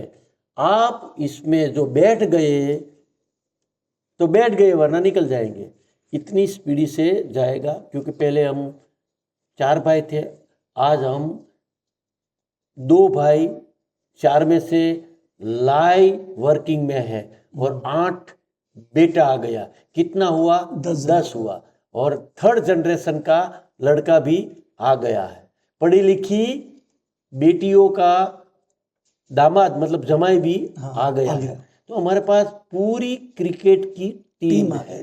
पहले तो हम दो से ही लड़ रहे थे, अभी हम 12 है, तो 10 टाइम तो होगा ही, और ये बढ़ता ही जाएगा। 3rd जनरेशन आएगी भूगा। 10 टाइम में बहुत अतिशयोक्ति मत समझना। सर अभी आपका रिटेल ब्रांड भी है, जैसे एक्सपोर्ट तो आप करते ही हैं, रिटेल ब्रांड भी है। रिटेल ब्रांड हमारा कृष्णा है ना। हमारा कृष्णा की आज जो ट्रेंड बन गई है, आज स्थिति है, जो प्लानिंग चल रहा है, ये 20 साल का इन्वेस्टमेंट है। वो भी अपनी स्पीड से अभी बहुत आगे जाएगी। तो कृष्णा में सर आप डायमंड में ही करते हैं, गोल्ड सिल्वर सब में आगे? ज्यादातर गोल्ड और डायमंड ही। तो जैसे क्योंकि सर अभी आज की रेट में ऐसा लग रहा है रिटेल ज्वेलर्स में, जैसे टाटा ग्रुप पहले से था तनिष्क के रूप में, अब अंबानी ज्वेल्स भी आ गया, बिरला जी ने भी लॉन्च कर दिया, तो अभी रिटेल सेक्टर में बहुत तगड़ी ग्रोथ दिख रही है। तो कृष्णा का आगे क्या विजन है आपका 10 साल का? रिटेल में सब लोग आ गए हैं, लेकिन सब में एक खामी है। हमारे में ये खामी नहीं है। हम बनाते भी हम परचेज भी करते हैं, ज्वेलरी भी बनाते हैं, मैन्युफैक्चरिंग भी करते हैं, और रिटेल में आए हैं। दूसरे को सोचने का, हमको सोचने की जरूरत नहीं है। सर अभी मोदी जी ने जो अपील की है गोल्ड कंजम्पशन कम करने की, उसको आप कैसे देखते हैं? इसका इंडस्ट्री पे इम्पैक्ट आएगा, गोल्ड ज्वेलरी पे भी? गोल्ड में मेरे को हिसाब से कोई इम्पैक्ट नहीं आएगा। इसका अच्छा बात वो होगा, वाइफ समझ नहीं रही है तो नया लेने से अच्छा है कि तू नई डिजाइन ओल्ड वाले में बना ले, धंधा तो चलेगा ही, रिसाइकलिंग होगा। आप समझे कि नहीं? डायमंड ज्यादा यूज करेगा, धंधा तो बढ़ने वाला है, इसमें कोई टेंशन की बात नहीं है। ठीक है, लेडीज जब तक जिंदा है, मोदी जी को जो करना है करो, वो तो गहना बनाएगी। क्यों? तो इसमें धंधा बढ़ने वाला है, अपने देश में साइकिल बढ़ेगी, अपने देश का यूज ज्यादा होगा, वो भी मोदी जी को पता है। तो वो तो बेस्ट आइडिया है, और देश को नजर में रखते हुए उसने बोला है कि विदेश से कम मंगवाओ। उसने मना कहाँ बोला है? डायमंड का पहनाओ, अपने दूसरी डिजाइन पहनाओ, कपड़ा पहनाओ, उसका शौक दूसरी जगह पे पूरा करो, घर में करो, देश को, लेकिन अपने घर में करो। तो सूरत का फायदा हो गया सर, क्योंकि सूरत का बिजनेस का देश का सबका फायदा है, टेंशन मत लो। क्योंकि सर ना, या तो साड़ी पहनेगी तो भी सूरत है, और डायमंड पहनेगी तो भी सूरत, नहीं पहनेगी तो भी बचेगा। काय को टेंशन कर। सर लैब ग्रोन डायमंड का आजकल सब जगह डिमांड आ रहा है, लैब ग्रोन हो गया, तो इसके आने से जो रियल डायमंड का बिजनेस है, इस पे फर्क, या सूरत का जो इतना बड़ा सेक्टर, इस पे इम्पैक्ट आएगा? लैब ग्रोन डायमंड का मार्केट आखा एक अलग है, ये दुनिया अलग है। हम लोग तो 7-8 साल से दोनों कर रहे हैं, और हम जो नहीं करते तो हम निकल जाते हैं। हमने दोनों ट्रेंड में पकड़ लिया, हमको पता है लैब ग्रोन का मार्केट अलग है, उसका कंज्यूमर अलग है, एफोर्डेबल ज्वेलरी है, वो हायर है। मैं मार्केट नहीं गिरा, उसका मार्केट चल रहा है। लैब ग्रोन को रियल टिकाएगा, रियल को लैब ग्रोन टिकाएगा। एक दूसरे का दोनों सपोर्टर है, आप उसको एंटी नहीं है। नो मत समझो ये गलती कर रहे हैं, इसमें से निकल के इसमें जाते, इसमें से निकलते, नहीं नहीं नहीं, ये एक दोनों का सपोर्टर है। आपके पास कंज्यूमर कौन सा है वो उसको प्रेजेंट करो। तो एफर्ट कर सकता है तो ये ले, तो नहीं कर सकता है तो ये ले, समझाओ। सबके घर में सुख भी बढ़ेगा, सबकी हैप्पीनेस भी बढ़ेगी, और सबको लगेगा कि मैंने भी, नीता अंबानी ने जो डायमंड पहना है वो भी मेरी वाइफ पहन सकती है और आपकी वाइफ भी पहन सकती है, बहुत डजंट मैटर, दोनों समझेगा। कौन सर्टिफिकेट मांगेगा तो वाइफ तो खुश हो ही, नीता अंबानी ने जो पहना वो मैंने पहना है। वाई आप टेंशन खाम खाम ले रहे हैं यार, धंधा करो, बेचो, जो कंज्यूमर आए उसको आप अपने को नहीं सोचना क्या, जो कस्टमर मांग रहा है सब देने दे दो। सर एक आजकल आईपीओ सब जगह, सब बड़ी बड़ी कंपनीज आईपीओ लेके आ रही है, आपका कभी प्लान है आईपीओ का, इरिगेशन एक्सपोर्ट्स का? हमारा आएगा तो 10 टाइम तो ही जाएगा ना भाई, सब प्लान है आने वाले समय में। देख लो 10 टाइम आईपीओ भी आएगा, फंडिंग भी आएगा, सब कुछ आएगा, क्योंकि 10 टाइम बिजनेस करने का है, 10 बच्चा है, सब में हम घुसेंगे तभी 10 टाइम होगा ना, एक में थोड़ा 10 टाइम होगा, सभी एंट्री करेगा ना। ये तो बिजनेसमैन, बिजनेस करने वाले समझ ही गए होंगे मैंने 10 टाइम बोला है, वैसे ही नहीं बोला है, मोटिवेट करने के नहीं बोला है, रिस्पॉन्सिबिलिटी के साथ बोला है, और बच्चे की रिस्पॉन्सिबिलिटी अपने आप बढ़ जाएगी, वो भी मेरा फायदा ही। उनको भी लगेगा भाई 10 गुना कमिट कर दिया, अब तो ऑन कैमरा है तो ये चलेगा। सर अब आते हैं आपके बिजनेस के अलावा जो सोशल वर्क है जिस पे आप बहुत अच्छा काम कर रहे हैं। सर आपका जो वाटर वाला प्रोजेक्ट है, जो आपने नदियों को जो 175 से ज्यादा रिवर्स को आपने जो रिजनरेट किया, इसके पीछे क्या विजन था? ये मतलब पहले आइडिया कहाँ से आया, शुरुआत कहाँ से आई, और आज तक क्या हो चुका है, आगे क्या क्या विजन है? नहीं, मैंने सोचा, मेरा कजिन भाई है सबसे बड़ा, मेरा ये भी एक पार्ट रहा है। पहले से मैं 10% रखता था, आज से नहीं। हाँ 35 साल से मैं अपनी कमाई का 10% भगवान का भाग रखता था। पैसा तो हमारे पास, फंडिंग तो ऑलरेडी था। जब भी रिसेशन आया तभी मैं फ्री बैठा था, तो बिजनेस में पैसे की कमी थी, बिजनेस बंद था, लेकिन चैरिटी का पैसा तो पड़ा था। तो चैरिटी का काम चालू करो। गांव में जाके मैंने 4 महीना तक, तभी वहां पे 5 लॉकडाउन नहीं, रिसेशन 2008 में, ठीक है, ठीक, तभी मैंने 5 सरोवर का एक्सपीरियंस ले लिया था और 5 सरोवर बना लिया था। तभी मैंने 1.5 करोड़ रुपया खर्चा किया था, जो आज हमारे लिए बहुत बड़ी चैलेंज थी। तभी भी इधर फैक्ट्री बंद थी कि भाई ये तो भगवान का भाग है, आज नहीं यूज करें तो कब करेंगे, और हमारे पास समय है, हम खुद खड़ा रह के करें तो अच्छा काम होगा। तो 1.5 करोड़ मतलब 15 करोड़ का काम किया, इतना कॉस्ट कटिंग करके हमने किया था, हमारे पास सब अनुभव था। अच्छा, मतलब 1.5 करोड़ में 15 करोड़ का काम कर लिया आपने? जो सरकार में 15 करोड़ का होता है वही हमने किया। हमारे गांव में खुद के जाके पूरा दिन खड़ा रह के 4 महीने में काम किया, तो पता चल गया कॉस्ट हम कैसे कटिंग ला सकते हैं। 5 साल 10 साल 2017 तक 18 तक मैंने रिजल्ट देखा गांव का, और 10 साल मैंने बिजनेस इधर फिर से किया। वहाँ बहुत प्रॉब्लम भी आया था, गांव में काम करने का बहुत टफ होता है, वहाँ पे सभी तरह का प्रॉब्लम आता है।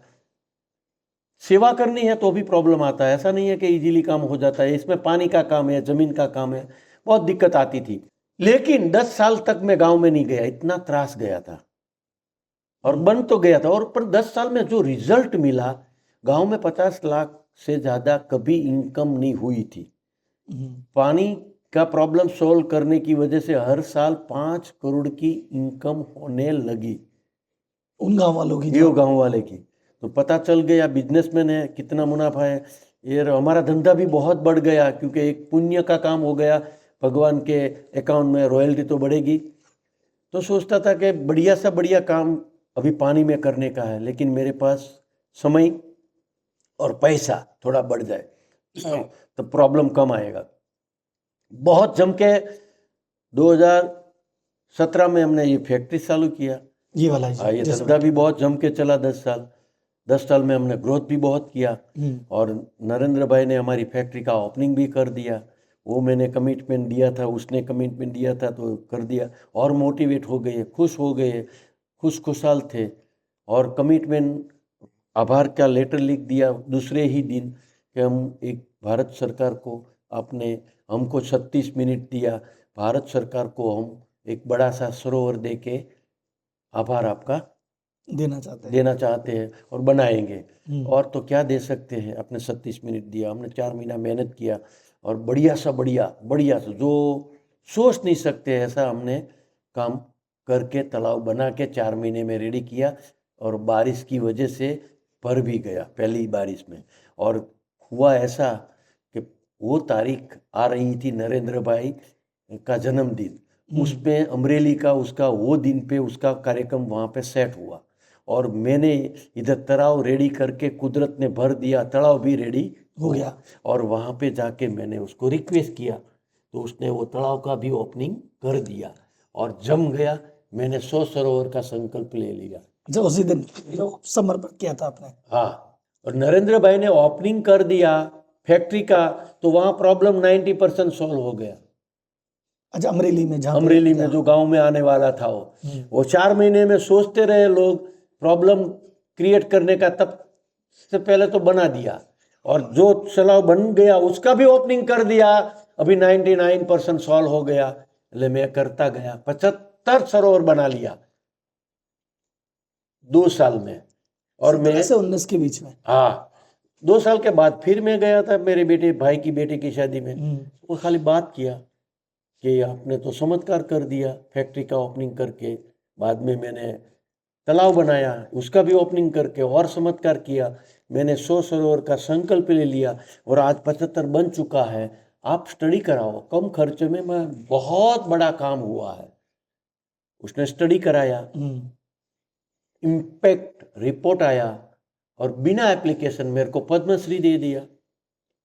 और जो प्रॉब्लम आता था वो सब सॉल्व हो गया। उसने बिना देखे ये देख लिया कि कितना बड़ा फायदा होने वाला है और मैंने आज 175 पूरा किया। वो जर्नी मेरी नहीं है, ये नरेंद्र भाई की जर्नी है, एक लीडर की जर्नी है। किससे काम कराना चाहिए, कौन कर सकता है, किसको प्रोत्साहन देना चाहिए, सब कुछ किया। वो ओनली नरेंद्र भाई की वजह से हुआ है। उसका मोटिवेशन, उसका पीठबल, वो जो उसने बंद आँख से देख लिया मेरे में ऊर्जा और मेरी ऊर्जा में उसने प्रकाश डाला और मैं करता गया और आज भी करता हूँ। आज तो गुजरात सरकार के साथ रह के पूरी नदी बना रहे हैं। अच्छा, तालाब नहीं, नदी, बहुत बड़ा काम हो रहा है। ये एक लीडर की सोच का काम है, मोटिवेशन का काम है। ये सब कुछ मैं साइड पर इसलिए करता। अभी तो मेरा लक्ष्य है, मेरा मकसद है, बिजनेस भी बहुत बड़ा है और टीम भी बहुत बड़ी हो गई है। तो 24/7 हमारा फाउंडेशन का पानी की प्लांटेशन का काम 200 आदमी कर रहा है। अच्छा, 200 आदमी प्लांटेशन पे जा रहा है। आपका एक मिशन है सर 10-20-30 करके। ये तो प्लांटेशन का है, ये तो अच्छा। अपने आप क्रॉस हो जाएगा क्योंकि वो तो हमारा बाय प्रोडक्ट 1 करोड़ पेड़ लगाने हैं आपको 2030 तक। तो अपने आप हो जाएगा। अच्छा, 40 लाख से ज्यादा पेड़ और अभी नहीं, 30 से ज्यादा हो गया, 30 लाख से 30 ज्यादा हो गया।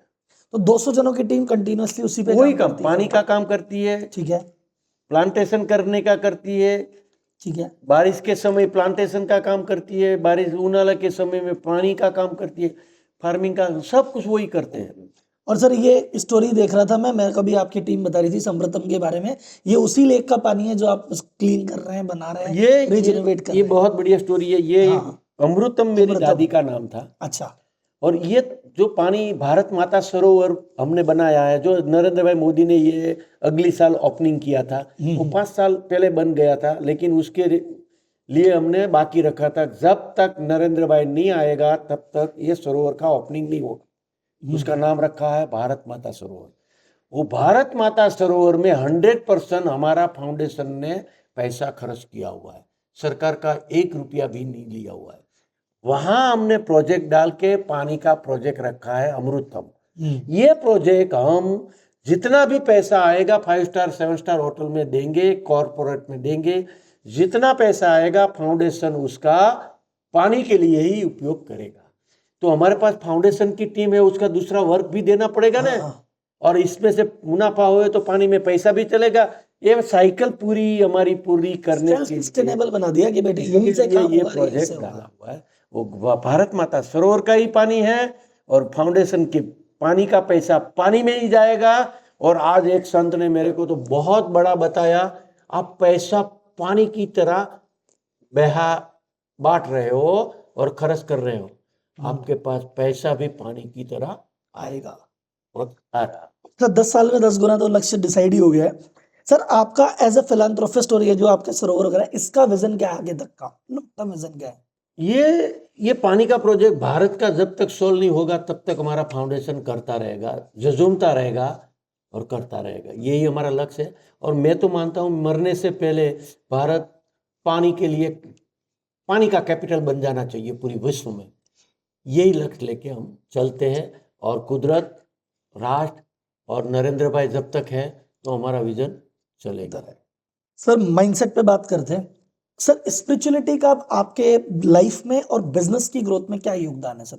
नहीं, सबसे बड़ा वही है, आप नेचर के लिए करो, नेशन के लिए करो, समाज के लिए करो, राष्ट्र के लिए करो, एनवायरमेंट के लिए करो, जमीन के लिए, भूगर्भ के लिए करो, पूरी नेचर की शक्ति आपके लिए करेगी। That's it.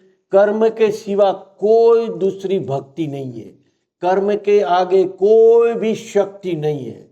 कर्म ही पूजा है, कर्म ही धर्म है। आप इतना बेस्ट कर्म करो कि सब धर्म हो गया। आपको कोई रोक नहीं सकता, कोई टोक नहीं सकता, कोई आपको हरा भी नहीं सकता। जितना आप इतना करेंगे इतनी शक्ति आपकी बढ़ेगी और नेचर की शक्ति आपके साथ रहेगी। ये मेरा धर्म है, ये मैं बहुत सभानता से मानता हूँ और ये मेरा गणित भी है।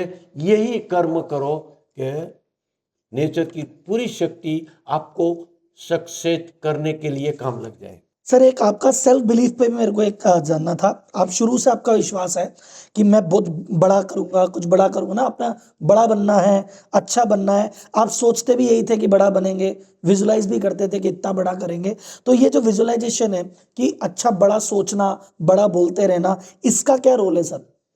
और ये कैसे करते हैं, आप कैसे करते हैं, नहीं, दुनिया कैसे कर सकती इसमें ऐसा है, पहले अपनी सोच की वजह से हम दुखी भी होते हैं, हार भी जाते हैं, निष्फल भी जाते हैं, हम स्वीकार भी लेते हैं प्रॉब्लम, परिस्थिति, कुछ भी करे हमको तो आगे जाना है। ये मेरे को दिमाग में जो 10 सीक्रेट मैंने जब भी पिक्चर देखा तभी मेरे दिमाग में बरोबर सेट हो गया कि मेरी लाइन बराबर है। कुछ भी करो, कभी निराश नहीं होना, हताश नहीं होना। जितना भी बड़ा प्रॉब्लम आएगा, इतना बड़ा अपॉर्चुनिटी बढ़ेगा, इतना बड़ा धमाका होगा, इतना बड़ा हम आगे जाएंगे। तो हमको तो कभी ये आजू बाजू में निराशा हताशा नहीं आती है और नहीं आने देते हैं। पॉजिटिव बातें करते हैं। तो आप 5 स्टेटमेंट बताते हैं सर, उसका क्या प्रोसेस है? मतलब वो 5 स्टेटमेंट जो आप बोलते हैं वो क्या है? 24/7 अपने आप में हम इतना मोटिवेट रखे, I am the best, I can do it, God is always with me. God जब भी भगवान हमारे साथ होता है तो किसकी डरने की बात है? I am the winner, forgetting today is my new day. ये 5 सूत्र अपने जीवन में अपना लो, अपने जीवन में खुद का चमत्कार खुद महसूस करो। ये 5 चीज डेली बोलनी चाहिए, बोलें और फील करें इसको अंदर से। जियो, वो 5 सूत्र को लेके अपनी जिंदगी में जियो, हर साल, हर मोमेंट, हर श्वास। I am the best, I can do it. कोई भी decision low, I am the best, I can do it. कोई भी दुनिया में काला आदमी, एक काले माथे वाला आदमी कर सकता है तो मैं कर सकता हूँ। इम्पॉसिबल कोई चीज है ही नहीं। और God always I with me. अन्याय करने से पहले सोचो, भगवान पाप करने से पहले सोचो, गॉड इज ऑलवेज विथ मी। ये वहम रखो नहीं, ऐसा ही जियो। और forgetting I am the winner, कभी शंका मत करो अपने आप पे, अपने डिसीजन पे क्या होगा नहीं होगा, ये फॉरगेटिंग, निर्णय ले लो। और today is my new day, कल की बात भूल जाओ, आज क्या सीखे, आज क्या करे, आज से नई शुरुआत करो। पढ़ गिर गए, भूल जाओ, today is my new day, today is my new day, जो गया हो गया, आज ये ब्रह्म शब्द है, ये अटल शब्द है। ये 5 लाइन लेके जीवन में जिएंगे, कोई भी आदमी सक्सेस होगा। नसीब के ऊपर बैठा नहीं रहेगा, कभी हताशा नहीं होगा, कभी आत्महत्या नहीं करेगा, कभी किसी को डिस्टर्ब नहीं करेगा, कभी अन्याय भी नहीं करेगा, कभी पाप भी नहीं करेगा। गॉड इज ऑलवेज विथ मी। जो भगवान को मानता है, तो मंदिर में भगवान नहीं है, आपका शब्द में, आपकी श्रद्धा में, आपका विश्वास में, आपका कर्तव्य में, आपका निर्णय में। God is always with me. Sir, role of self learning पे जैसे आपने कहा कि शुरुआत में अभी आपकी पढ़ाई लिखाई वैसे नहीं हुई, लेकिन फिर भी आपने इतनी बड़ी कंपनी बनाई। अब कई यूथ ऐसा है, आज के डेट में यूथ कहता है कि यार मुझे अच्छा कॉलेज नहीं मिला, मैं अच्छे स्कूल में नहीं पढ़ा, मेरे पास डिग्री नहीं है, तो मैं कुछ नहीं कर पाऊंगा। ऐसे यूथ को आपका क्या मैसेज है सर? जो है वो स्वीकार लो, लेकिन पढ़ने की तो जरूरत। आज मैं ऐसा तो यूथ को बोलता ही हूँ, पढ़ना, बिना पढ़ा कुछ नहीं होने वाला। आज टेक्नोलॉजी की दुनिया आ गई है, हमारे को तो सप्लीमेंट्री मिल गई, हमको तो सांस मिल गया। फिर भी हताश होने की कोई ज़रूरत नहीं है। नहीं पढ़ा है, अच्छा है, आपके पास सब फैसिलिटी होती, शायद आप सीए नहीं होते। तो आपके लिए तो नहीं था, वो अपॉर्चुनिटी थी, आप नापास हुए, आप नहीं पढ़ा सके, तो आपके लिए पूरी दुनिया की अपॉर्चुनिटी होगी, क्योंकि आप मेहनत करेंगे। मेहनत के आगे किसी की नहीं चलती है, और मेहनत से ज़्यादा इम्पॉसिबल है। मेहनत इतनी करो कि भगवान को भी दया आ जाए और आपका भविष्य बदल दे, आपका भाग्य बदल दे। मेहनत का कोई सब्स्टिट्यूट नहीं है। लर्निंग से दिल इम्पोर्टेंट लगा के मेहनत करो, सब कुछ हो जाएगा।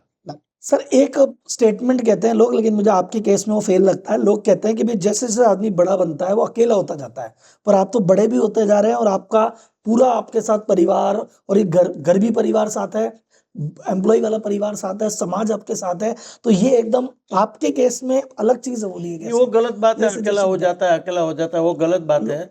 लेकिन उसके पास जो जितना सक्सेस होता है, इतनी बड़ी टीम होती है, इतनी बड़ी रिस्पॉन्सिबिलिटी है, इतना बड़ा कर सकता है और इतना बड़ा ख्याल रखता है। ये तो पूरा भारत का, आज नरेंद्र भाई उसके परिवार को छोड़ दिया, मतलब अकेला थोड़ा हो गया, पूरा भारत का वो परिवार समझ रहा है। मैं मेरा इंडस्ट्री को परिवार समझ रहा हूँ।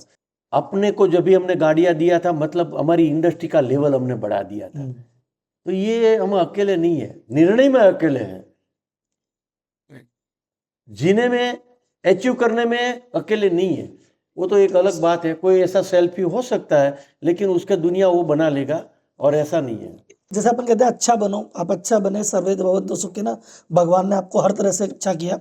लोग कहते हैं नहीं यार, आज के जमाने में ज्यादा अच्छा नहीं होना चाहिए, अच्छे आदमी का लोग फायदा उठा लेते हैं, इसलिए हम थोड़ा टेढ़े हैं। तो ये कुतर्क है, इसको कैसे वो गलत बात है। कोई बात अपनी लोग बात, कहते हैं अच्छे आदमी का फायदा वो उठाते हैं। टेढ़ा है ने, वो टेढ़ा है, वो छुपाने के लिए वो बात बता रहे। अच्छे आदमी को लूट लो तो भी खुश होना चाहिए, क्योंकि कितना लूटेगा भगवान इससे 100 गुना देगा।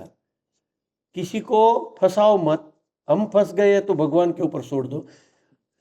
अच्छे को किसी की मजाल नहीं है, अच्छे को आदमी को कोई नुकसान कर सके, फिजिकली थोड़ा मोटा दिखे ऐसा हो सकता है, लेकिन भगवान का सबको डर है, कभी नुकसान नहीं होगा। सर, एक आपका स्टेटमेंट है कि देने से मिलता है, जितना दोगे उतना मिलेगा, पर आदमी देने से पहले थोड़ा डरता है कि यार थोड़ा और जोड़ लूं, थोड़ा और सेटल हो जाऊं, फिर दूंगा, और वो थोड़ा सेटल होता नहीं, वो दे नहीं पाता। वो कैसे बैलेंस करें? अपनी हैसियत से ज्यादा दो, अपनी हैसियत से ज्यादा मिलेगा। आपको क्या चाहिए? हैसियत वाला चाहिए कि हैसियत से ज्यादा? हैसियत से ज्यादा चाहिए। तो दो। देने में शर्माओगे तो कॉमन गणित है, देने से ही मिलता है, लेने से कुछ नहीं मिलता। जो मिल गया वो मिल गया, बाय प्रोडक्ट कुछ नहीं मिलेगा, एक बार मिल गया। लेकिन देने से परमानेंट रॉयल्टी मिलती है। सर, एक स्टेटमेंट, वर्क लाइफ बैलेंस पे आजकल डिबेट होती है। कुछ लोग कहते हैं कि मैं आगे बढ़ना है तो 80-90 घंटे मेहनत करो, और कुछ लोग कहते हैं नहीं, मेहनत के साथ साथ जीवन जीना और परिवार और बाकी चीजें भी जरूरी है। तो वर्क लाइफ बैलेंस पे आपके क्या? नहीं, मेहनत तो करना ही चाहिए और बैलेंस भी रखना चाहिए लाइफ को। ऐसा नहीं है कि मेहनत करते जाओ, ऐसा नहीं है। जो आदमी वर्क करता है ना, वो जी भी लेता है, जीना भी आता है। वर्क के साथ एंजॉय कर लो, एंजॉय करने की क्या जरूरत है?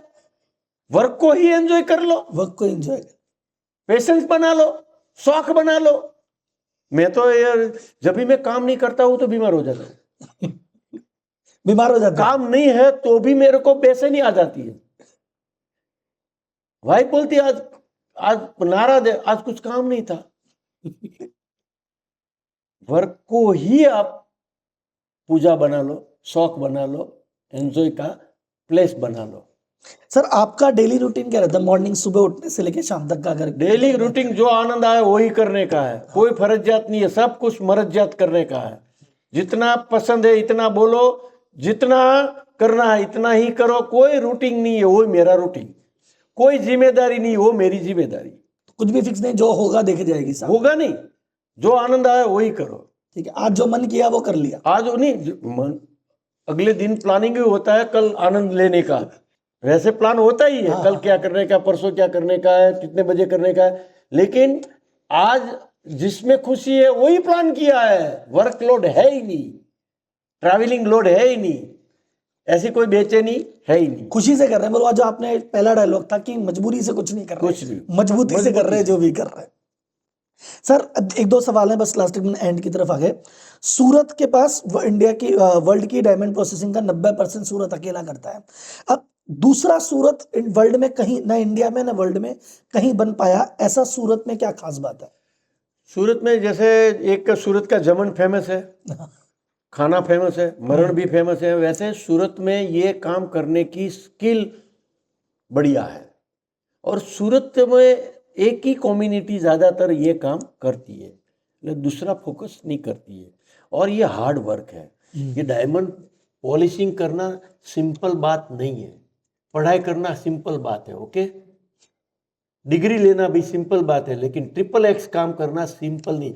ये हमारा सूरत की प्रजा, सौराष्ट्र की प्रजा के ब्लड में ये घुस गया है, वही मेहनत कर सकता है। टेक्नोलॉजी आएगी, ऑटोमेशन आएगा, इज ओके, बाकी कोई आदमी दूसरा नहीं कर पाएगा, इसलिए इधर आदमी की वैल्यू रहेगी। तो सूरत की जो लोगों की स्किल और मेहनत है, इसलिए दूसरा सूरत कोई नहीं बना पाया। नहीं बना सकता। सर इंडियन बिलियनर्स में, इंडिया में जितने भी लोग पैसे वाले हैं उसमें मेजोरिटी लोग गुजराती हैं। तो गुजराती बिजनेस के ऐसे क्या फलसफे या गुजराती बिजनेसमैन की क्या काबिलियत है कि गुजराती इतना आगे बढ़ जाते हैं? गुजराती के पास सोच है। कोई जितना भी पढ़ा लिखा है वो सोचता नहीं है, उसका फोकस एक ही जगह पे, नौकरी पे तो नौकरी पे, एक्सपर्टाइज पे तो एक्सपर्टाइज में, साइंटिस्ट में तो साइंटिस्ट में, इंजीनियर तो इंजीनियर, उसका एक ही जगह पे। गुजराती जो जितना भी पढ़ा लिखा है वो कैसे सक्सेस गया, वो सोचने की क्षमता गुजराती के पास है। मतलब जो उसका फोकस है एक चीज पे, वो इंपॉर्टेंट चीज है। नहीं, गुजराती के पास सबका फोकस है। आप क्या करते हैं, आप क्या करते हैं, आप क्या करते हैं, ऑब्जर्वेशन पावर, सक्सेस हुए। गुजराती सीख लेते हैं, गुजराती एंट्री कर लेते हैं, गुजराती जिगर कर लेते हैं, गुजराती मेहनत कर लेते हैं। अरे गुजराती फेल होने से बाद भी खड़ा होते हैं, ऐसा दूसरी कम्युनिटी नहीं करती है। इसलिए गुजरात में गुजराती तो है, भारत में भी गुजराती है, बिजनेस में भी गुजराती है, देश चलाने में गुजराती है, और सब संप्रदाय चलाने में भी गुजराती है। अत्र तत्र सर्वत्र गुजराती है।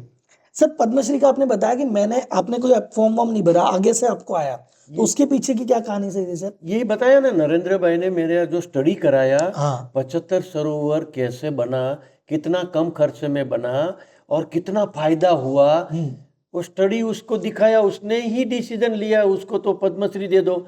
और वो भी है एक उसका मास्टरमाइंड, 75 में दे दिया तो 100 दूसरा मैंने बना दिया, ये आदमी को मोटिवेट करो।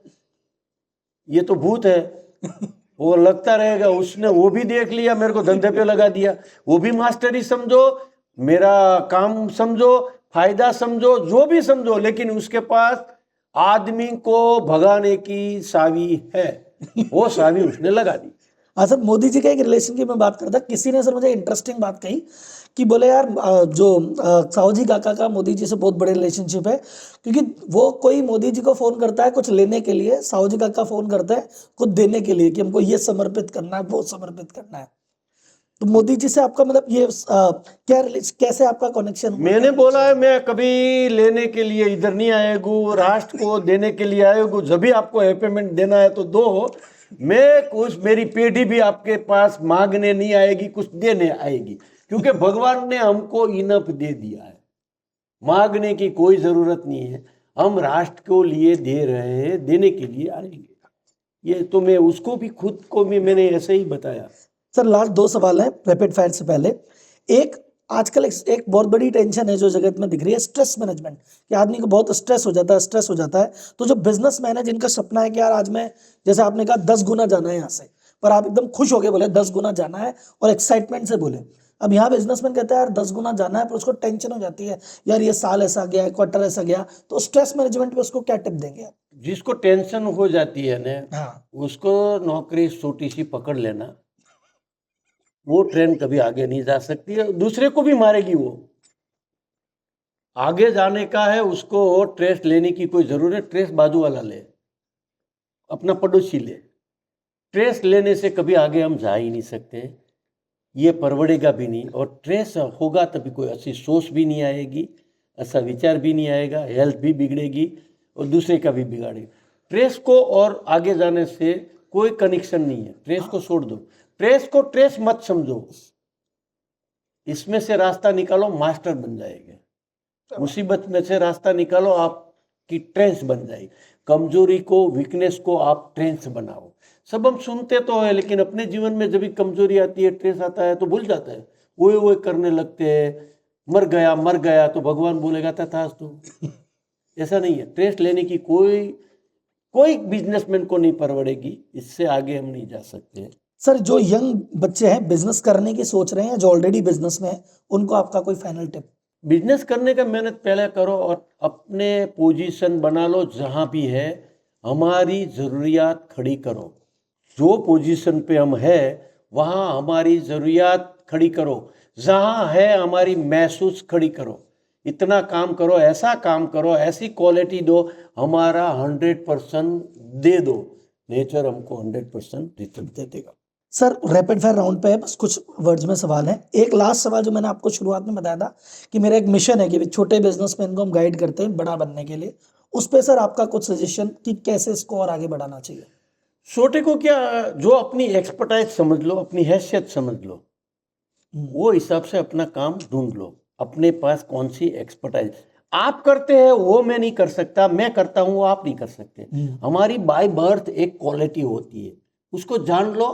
नहीं जानना है तो अपने को जिस पे भरोसा है उससे पूछ लो मेरी हैसियत क्या है, वो करने लगो। पर जो करो वो फोकस के साथ करो, हैप्पीनेस के साथ करो, दिल लगा के करो, अपना 100% डाल के करो, आपको रिजल्ट मिलेगा। सर कुछ रैपिड फायर है, 1 वर्ड आंसर देने, एक शब्द में या एक सेंटेंस में, एक ऐसा बिजनेसमैन जो आपको इंस्पायर करता है। लेकिन लास्ट में मैं अब मुकेश भाई को मिला तो अभी तो वो एक्सपायर करने लगे। सर कोई कंपनी या कोई ब्रांड जिसको आप बहुत पसंद करते हैं कि ये कंपनी बहुत बढ़िया है या ब्रांड बहुत बढ़िया है, जिससे आप इंस्पायर होते हैं कि क्या कंपनी है, क्या ब्रांड है? कंपनी ने ब्रांड तो मेरे को कोई इंप्रेस नहीं करेगा, अपना काम इंप्रेस करता है। ऐसा काम करो कि अपनी खुद की ब्रांड बन जाए। सर कोई फेवरेट किताब आपकी हो जो आप रिकमेंड करना चाहें? अपेक्षित पत्र है फेवरेट अपेक्षित पत्र। पत्र। कोई पिक्चर आपको पसंद है जो आप रिकमेंड करना चाहिए कि पिक्चर सबको देखनी चाहिए? ये पिक्चर तो बहुत नहीं देखता हूँ, बच्चे को खुश करने के लिए उसके साथ जाता हूँ। 3 घंटा पिक्चर में बिताना मेरे लिए वेस्ट ऑफ टाइम है। फेवरेट गुजराती फूड आपका? मेरा तो खिचड़ी और कढ़ी ये फेवरेट है। 40 साल से हर रोज शाम को खाता हूँ। अभी तो मैं रो पे हूँ पिछला 3 महीने से, ओनली रो, लेकिन मेरा फेवरेट फूड खिचड़ी और कढ़ी, दाल और रोटी। आपकी एक हैबिट जिसमें आपको लगता है कि इस हैबिट ने मेरी लाइफ बदल दी? मेरा हैबिट मेरा स्वभाव है, मेरी हैबिट मेरा शौक है। मेरे को ज़्यादा लोगों को खुश करने का, लोगों के साथ रहने का, लोगों को हैप्पी करने का, लोगों को बड़ा बनाने का, लोगों को मदद करने का, यही मेरा स्वभाव मेरे को अभी तक काम लगा है। और मेरे को पैसा, नाम और इज्जत वो चीज़ नहीं दी है। सर आप अपना अब तक का सबसे बड़ा अचीवमेंट किसको मानते हैं? ये मेरा फैमिली को मैंने अभी तक टिका के रखा हुआ। आपका अगला बड़ा गोल क्या है? जब तक मरूं नहीं, इसके पहले पानी का प्रॉब्लम भारत का तो सॉल्व करने की मेरा तमन्ना है। हर भारतीय को आपका एक मैसेज? हर भारतीय को तो ये भारत से बड़ा कोई देश नहीं हो सकता, भारत से बड़ी कोई संस्कृति नहीं हो सकती, और आपको जो करना है वो भारत में बैठे बैठे करो। दुनिया का छोड़ दो, बाहर जाना भी छोड़ दो, फरो घूमो, लेकिन भारत को ही प्रेम करो। जैसे हम बचपन में पढ़े, भारत मेरा देश है, બધા भारतीयों को मैं चाहता हूँ। यही इस मंत्र जो हमने रविन्द्रनाथ टैगोर ने दिया है, वो आज भी मेरे को बहुत उचित लगता है। मैक्सिमम भारत को प्रेम करो, भारत में रहो। सर ये पॉडकास्ट आपका पिछले 2 घंटे से चल रहा है, ये कैसा अनुभव रहा आपका? मतलब मेरा इसमें कुछ तो सजेशन मैं आप तो देना जवाब ही चाहो? देता हूँ, कोई सजेशन मेरा देना तो चाहो जवाब देता हूँ, लेकिन आपका बहुत अच्छा है कि लोगों को टू द पॉइंट काम लगे, ऐसा सवाल आपने पूछा है। जो लोगों अपने जीवन में लेंगे तो उसको जो चाहिए वो चीज मिलेगी।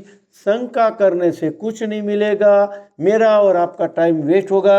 मैंने तो मेरा 100% दिया है, आप इसमें से 100% लेंगे तो आपको 100% फायदा होगा। मेरी तो भावना है आप 100% फायदा लो, ऐसा। धन्यवाद सर, धन्यवाद। Thank you very much. काका मजा आ गया।